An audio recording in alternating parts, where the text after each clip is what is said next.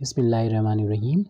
ये problem integral transform के Laplace transform से application of the first shifting property.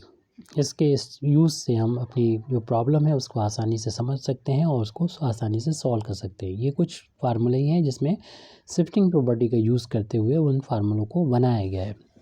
जैसे कि हम लोग जानते हैं कि शिफ्टिंग प्रॉपर्टी के बारे में पहले इसको देख लें कि किसी भी अगर फंक्शन है उस फंक्शन एफ टी का लाप्लास की वैल्यू माना कि एफ पी के बराबर है, जिसमें जब सेकेंड शिफ्टिंग प्रॉपर्टी अप्लाई करते हैं मींस यहाँ पर अगर ई की पावर ए टी से मल्टीप्लाई हो जाता है एफ टी में तो उसमें वैल्यू ये एफ पी माइनस ए हो जाती है, जहाँ पर पी ग्रेटर होता है ए से।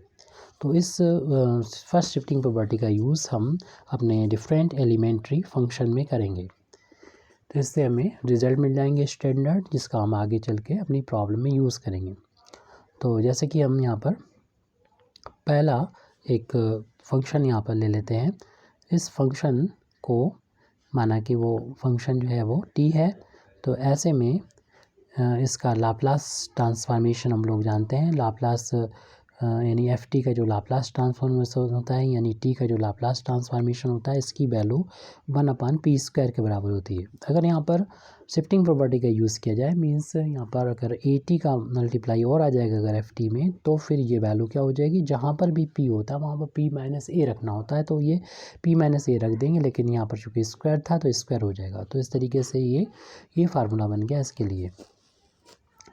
अब हम इसको ऐसे भी लिख सकते हैं लाप्लास ऑफ ई की पावर ए टी, और यहाँ पर एफ टी चूँकि टी के बराबर है टी, तो इसकी वैल्यू हो जाएगी 1/p माइनस ए का होल अप स्क्वायर। तो इसको हम ये छोटी छोटी फार्मूले जो हैं वो एक तरीके से एप्लीकेशन है हम अपनी जो भी न्यूमेरिकल प्रॉब्लम आएगी उसके लिए।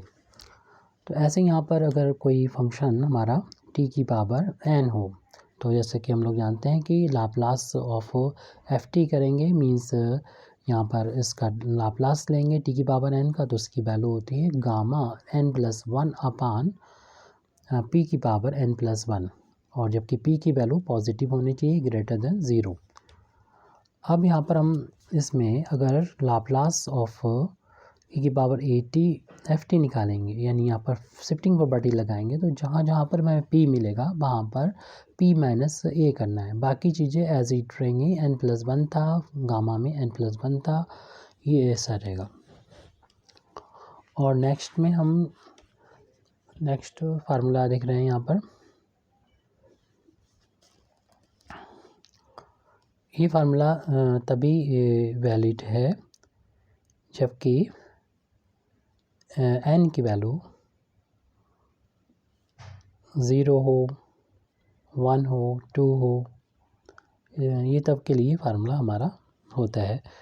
और इसमें और बल्कि यानी कहना चाहिए कि n की वैल्यू जो है -1 से ग्रेटर के लिए ये फार्मूला हमारा होता है, क्योंकि गामा के अंदर पॉजिटिव होना चाहिए, 0 हो, 0 भी नहीं होना चाहिए, पॉजिटिव होना चाहिए, क्योंकि n बराबर 0 होने से ये वैल्यू जो है वो मीन्स n की जो वैल्यू हो वो ग्रेटर देन -1 हो, उसके लिए ये फार्मूला है। अब n की वैल्यू यहाँ पर पॉजिटिव इंटीजर हो सकती है या कोई भी नंबर हो सकती है। तो यहाँ पर पॉजिटिव इंटीजर या नंबर मतलब 0, 1, 2 ये वैल्यू हो सकती है, यानी इन होल नंबर कैन जी होल नंबर यहाँ पर n की वैल्यू हो सकती है।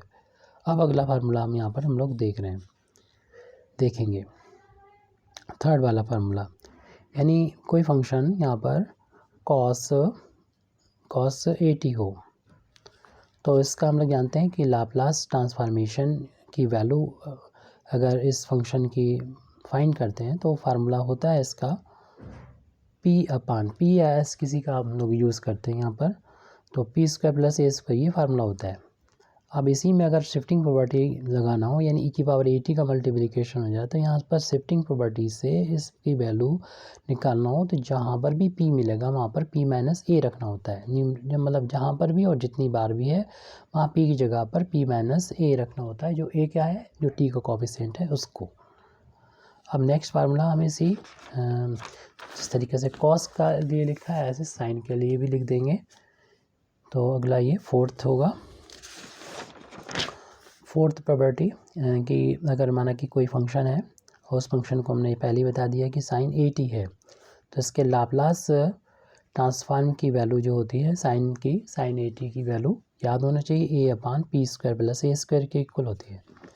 अब यहाँ पर अगर हम मल्टीप्लाई करेंगे A⁻T का FT में, तो फिर क्या होगा, ये FV है चूँकि, और लाप्लास जो हम लोग पढ़ चुके हैं अभी लीनियर ट्रांसलेशन प्रॉपर्टी, या कहना चाहिए कि शिफ्टिंग प्रॉपर्टी, उसके बेस पर जहाँ पर भी हमें P मिलेगा वहाँ पर P माइनस जो भी e की पावर में T का कोएफिशिएंट है उसको माइनस कर देंगे, और स्क्वायर हो रहा है यहाँ पर स्क्वायर कर देंगे, बाकी चीज़ें वैसे ही रहेंगी। तो ऐसे ही हम हाइपरबोलिक फंक्शन के लिए भी लिख रहे हैं। तो नेक्स्ट जो फार्मूला है हमारा वो कॉस हाइपरबोलिक AT के लिए यहाँ पर लिख रहे हैं। इसका फार्मूला हमें याद होना चाहिए, P/P² - A² होता है, जहाँ पर P की वैल्यू ग्रेटर होती है +B और +A और +A और -A से, मीन्स A के मॉडुलस से। और यहाँ पर पहले हम शिफ्टिंग प्रॉपर्टी अब यहाँ पर अप्लाई करेंगे। E⁻AT से अगर मल्टीप्लाई होगा इस कॉस हाइपरबोलिक AT में, तो यहाँ पर P की जगह पर P - A कर दिया जाएगा, हर जगह पर P - A कर दिया जाएगा, स्क्वायर है तो स्क्वायर कर देंगे। इसी तरीके से हमारा कोई दूसरा फंक्शन ले लेते हैं, जैसे कि यहाँ पर साइन हाइपरबोलिक AT, तो इसकी वैल्यू होती है A/P² - A², जहाँ पर P की वैल्यू ग्रेटर होती है A के मॉडुलस से। तब यहाँ पर शिफ्टिंग प्रॉपर्टी लगाएंगे, यानी ये फंक्शन हमारा FT जो है वो उसमें मल्टीप्लाई हो जाएगा E⁻AT से। तो यहाँ पर शिफ्टिंग प्रॉपर्टी से इसकी वैल्यू निकालना हो तो सिर्फ P की वैल्यू में चेंज होगा, P की जगह P माइनस T का जो कोएफिशिएंट है उसे माइनस कर देंगे और -A²। तो इस तरीके से हम इस शिफ्टिंग प्रॉपर्टी का यूज़ करते हुए डिफरेंट एलिमेंट्री फंक्शन की वैल्यू को फाइंड कर सकते हैं, जिसका आगे हमें जो प्रॉब्लम हम सॉल्व करेंगे तो उसमें इसका यूज़ होगा। तो इसकी प्रैक्टिस हो जाएगी तो आसानी से अपनी बड़ी प्रॉब्लम सॉल्व हो जाएंगी। Thank you very much Indeed for listening me. व आखिर दावाना अल्हम्दुलिल्लाहि रब्बिल आलमीन।